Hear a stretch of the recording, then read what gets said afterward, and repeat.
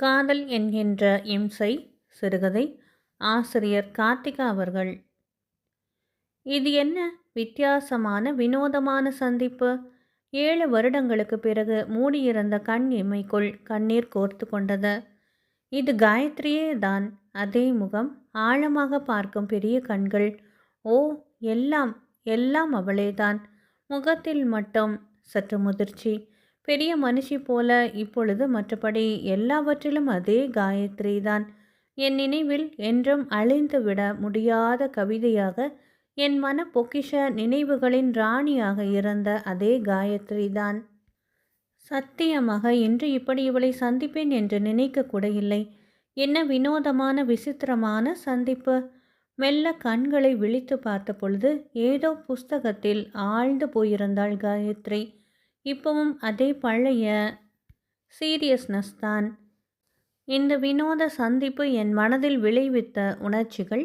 மகிழ்ச்சியா, இல்லை சோகமா, இல்லை என்றால் என்ன அது? தடுமாறி போனேன். உஷ்ணமாக பெருமூச்சு கிளம்பியது. இனம் புரியாத சோக மேகங்கள் என் மனதை சூழ்ந்து கொண்டன. என்னுடைய இந்த நிலைக்கு, இந்த புகழுக்கு, என் கவிதைகளுக்கு தூண்டுகோலாய் இருந்த காயத்ரி என்னை பார்த்திருப்பாளோ? எப்படி பார்க்காது இருந்திருக்க முடியும்? ஒருவேளை தன் உணர்ச்சிகளை மறைக்கத்தான் அந்த புஸ்தகமோ? கரெக்ட், அப்படித்தான் இருக்க வேண்டும்.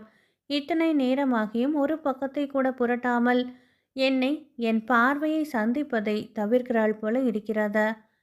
சேகர், என்னை கல்யாணம் பண்ணிக்கோங்க என்று அழுத பொழுது, அந்த சமயத்தில் சூழ்நிலைகளின் சுமையால் கோழையாகி போய் அவளை வாழ்த்தி என்னை மறந்துவிடம்மா என்று சொல்லாமல் சொல்லிவிட்டு, நிறைவேறாத காதல் அமர காதல் என்று எனக்குள்ளாகவே 1008 நொண்டி சமாதானங்களை சொல்லி என்னையே ஏமாற்றி கொண்டு ஆசை கனவுகளுடன் இருந்த அவளை என் இதயம் ஊமை அழுகையாய் அழ ஆரம்பித்தது.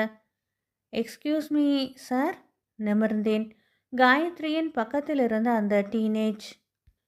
நீங்க தான் சேகர் என்கிற பேரில் கவிதை எழுதுகிறவரா சார் என்றாள் அவள் கண்கள் படபடக்க. என் மன உளைச்சல்களை மறைத்து கொண்டு மெல்லியதாக புன்னகைத்தேன். ஓ, வாட் அ ப்ளசன்ட் சர்ப்ரைஸ்! சந்தோஷப்பட்டாள் அவள். ஒரு தடவை உங்கள் ஃபோட்டோவை ஒரு மேகசினில் கவிதையோடு போட்டிருந்தாங்க. அந்த ஞாபகம்தான் சார். இத்தனை நேரம் கேட்கலாமா வேண்டாமா என்று தயங்கிக்கிட்டே இருந்தேன். உங்கள் கவிதைகள் எனக்கு ரொம்ப பிடிக்கும் சார். சிரித்தேன் மெல்ல. அவள் வார்த்தைகள் மனதுக்கு இதமாக இருந்தன. சார், என் பேர் நித்யா. குயின் மேரிஸில் செகண்ட் இயர் தமிழ் லிட்ரேச்சர் என்றவள் காயத்ரியின் பக்கம் திரும்பி, சித்தி இங்கே பாருங்களேன், கவிஞர் சேகருங்கிறது இவர்தான். போன மாதத்தில் கூட இவரோட கவிதை தொகுப்பு வாங்கிக்கிட்டு வந்தேனே, பாலைவனத்தில் ஒரு கப்பல்னு இவரது தான் என்றாள் ஏக உற்சாகத்துடன். நான் அவளையே, காயத்ரியையே பார்த்தேன். மனம் படபடக்க. வெகு சாதாரணமாக நிமிர்ந்தவள் அந்நியமாய் வணக்கம் என்றாள். ஒரு நரகலான வேதனை மனதுக்குள் அரிக்க புன்னகைக்க முயன்று தோற்று போனேன். பழையபடி புத்தகத்துக்குள் மீண்டும் ஆழ்ந்து போனாள் காயத்ரி. மெட்ராஸ் போறீங்க போல இருக்கு? ஆமாங்க, ஒரு கவிதை தொகுப்பு விஷயமாத்தான். பரவாயில்ல சார். நித்யா அண்ணன் உரிமையிலே சொல்லலாம். உங்கள் தொகுப்பு சிறப்பாக அமைய வாழ்த்துக்கள். தேங்க்யூ. உங்கள் கவிதைகளில் தெரிகிற வெளிப்படுற சோகத்துக்கு என்ன காரணம்னு நானும் என் தோழிகளும் அடிக்கடி பேசிக்குவோம். கண்ணீர் விதைகள். கவிதை கிளாசிக் சார். உங்கள் பேனாவில் இங்குக்கு பதிலாக கண்ணீரையே நிரப்பி எழுதினது மாதிரி இருந்துச்சு. உங்களுக்கு திருமணம் ஆகவே இல்லையாமே சார்? உங்களுக்கு ஆட்சேபனை இல்லைன்னா சொல்லுங்கள் சார். சும்மாத்தான் கேட்டேன். வரட்டு சிரிப்புடன் வேதனை சிரிப்பும் என்னுள் எழ வெளியிட்டேன். நித்யா, எனக்குன்னு ஒரு வைரம் கிடைச்சப்ப அப்போ இருந்த சூழ்நிலையில் அதை வச்சுக்க பயப்பட்டேன், தயங்கினேன். ஆனால் அந்த வைரத்தை இழந்துட்ட பிறகோ எல்லாமே வெறுமையாயிடுச்சு. வேறு எதுக்குமே ஆசைப்பட முடியாதது மட்டுமில்லை, ஆசைப்படவும் தெரியலை. ஏன் சார்? சார் அப்படின்னா காதல் தோல்வியா? கண்கள் படபடக்க தயக்கமாக ஏதாவது தப்பாக பேசுகிறோமோ என்கின்ற பயம் குரலில் தெரிய கேட்கிறாள் நித்யா. அந்த பழமையான இனிய நினைவுகள் ஓ காயத்ரி! டிகிரி முடித்துவிட்டு எம்ப்ளாய்மெண்ட் எக்ஸ்சேஞ்சும் இந்துவின் வேக்கன் காலமுமாக நான் இருந்த பொழுதுதான் காயத்ரியும் அவர்கள் குடும்பமும் எங்கள் பக்கத்து போஷனுக்கு குடிவந்தார்கள். காயத்ரிக்கு 2 தங்கைகள், 2 தம்பிகள். அவள் அப்பா ஏதோ ஒரு ஆஃபீஸில் எல்டிசியாக இருந்தார். இந்த காயத்ரி எப்பொழுதும் எங்கள் வீட்டுக்கு வந்து என் தங்கை வித்யாவுடன் அரட்டை அடித்து கொண்டிருப்பாள். வேலை தேடும் படலங்களிலேயே மூழ்கி போயிருந்த எனக்கு அப்பொழுதும் கூட இவளில் என் கவனம் துளியும் திரும்பவே இல்லை. அந்த நாள் வரை. அன்று காலையிலிருந்து சுற்றிய களைப்பு மனச்சோர்வோடு வீட்டிலே முன்னறையில் எங்கள் பழைய ஈசி சேரிலே சாய்ந்து கொண்டிருந்தேன். அம்மா வெளியே போயிருந்தாள்.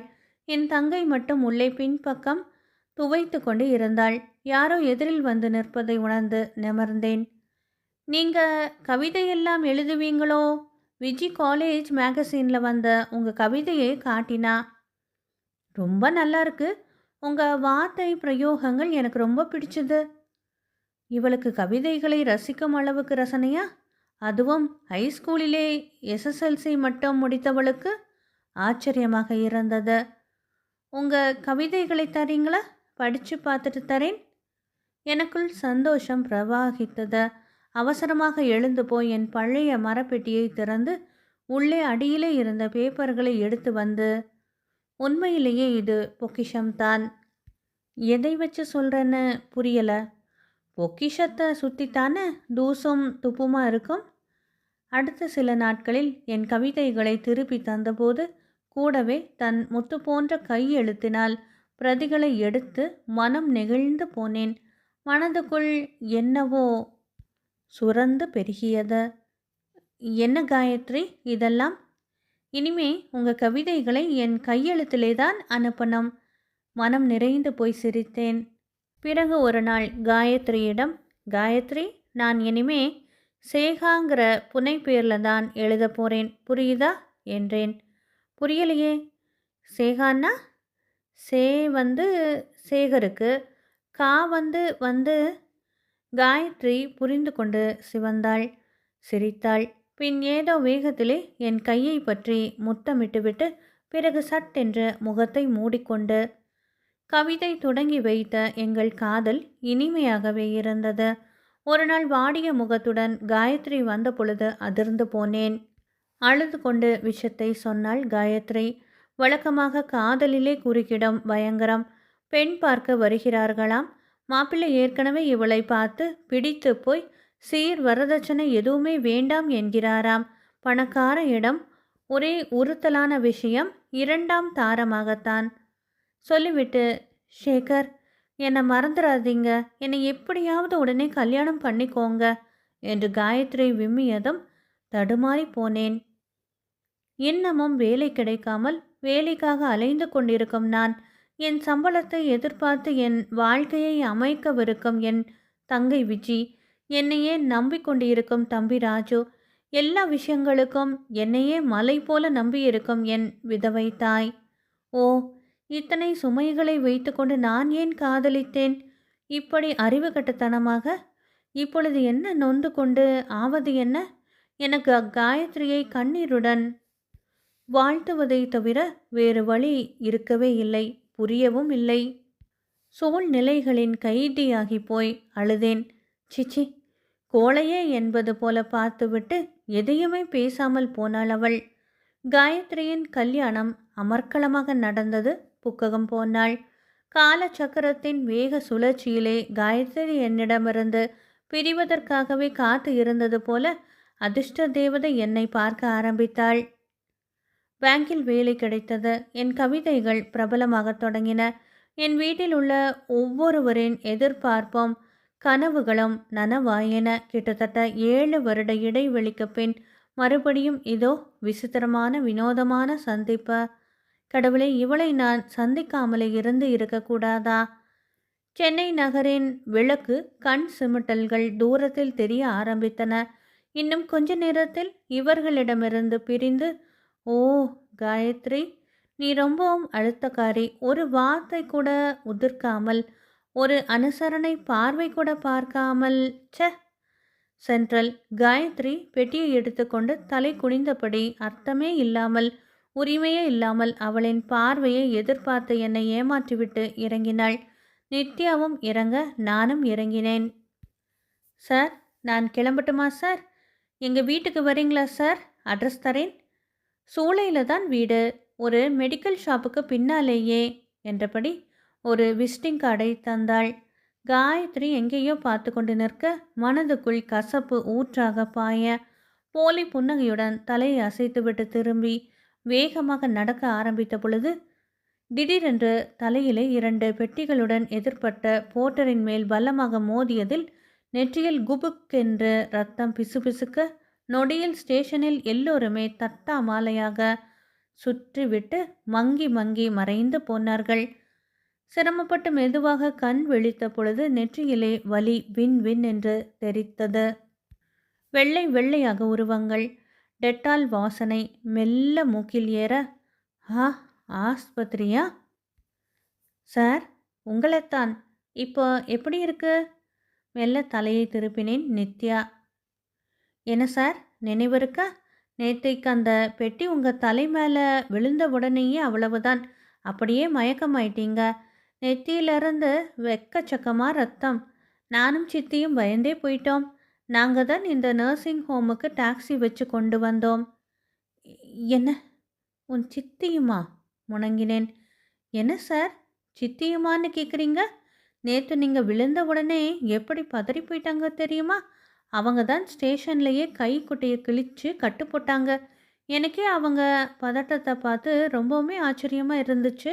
அப்புறமா டாக்ஸியில் வர்றப்போ சொன்னாங்க, நீங்கள் கூட அவங்க இருந்த தெருவில் தான் இருந்தீங்களாமே. உங்கள் கவிதைகள் அவங்களுக்கு ரொம்ப பிடிக்குமாம். நித்யா சொல்லிக்கொண்டு இருந்தாள். என் கண்களுக்குள் கண்ணீர் கோர்க்க கண்களை மூடிக்கொண்டேன். நித்யாவின் வார்த்தைகள் என் மனதில் இதமாக வருடி கொண்டிருந்தன. காயத்ரி, நான் நினைத்து இருந்தபடி என்னை வெறுக்கவில்லை. என்னை நேசித்த காயத்ரி, என்னை புரிந்து கொண்டிருந்த காயத்ரி என்னை தூக்கி எறிந்து விடவில்லை. என் நிலைமையை புரிந்து கொண்டு சூழ்நிலைகளுக்கு பலியாகி போன என்னை புரிந்து கொண்டு என்னை மன்னித்து, ஓ காயத்ரி, இது எனக்கு போதும். சார், சித்தி வந்துட்டாங்க. ஆவலாக ஆசையாக மெல்ல மறுபடியும் கண் விழிக்கிறேன். காயத்ரி இதமான ஆறுதல் அளிக்கும் புன்னகையுடன். காயத்ரி, அவளையே பார்க்கிறேன். அந்த புன்னகை என் உடம்பின் வலிகளை எல்லாம் மறைய வைக்கும் புன்னகை. உன்னை மன்னித்து விட்டேன் என்ற புன்னகை என்னுள் எங்கும் பரவி பாய்ந்து கண்களை மெல்ல மூடிக்கொள்கிறேன். வெகு நாட்களுக்கு பின் ஏற்பட்ட அமைதியில் நிம்மதியில் இனம் புரியாத திருப்தி என்னுள் பொங்கி வழிகிறது. ஓ, இதுவே இனி போதும் எனக்கு. அன்பனவர்களே, கார்த்திகா அவர்கள் எழுதிய காதல் என்கின்ற இம்சை சிறுகதை நிறைவு பெற்றது. நன்றி.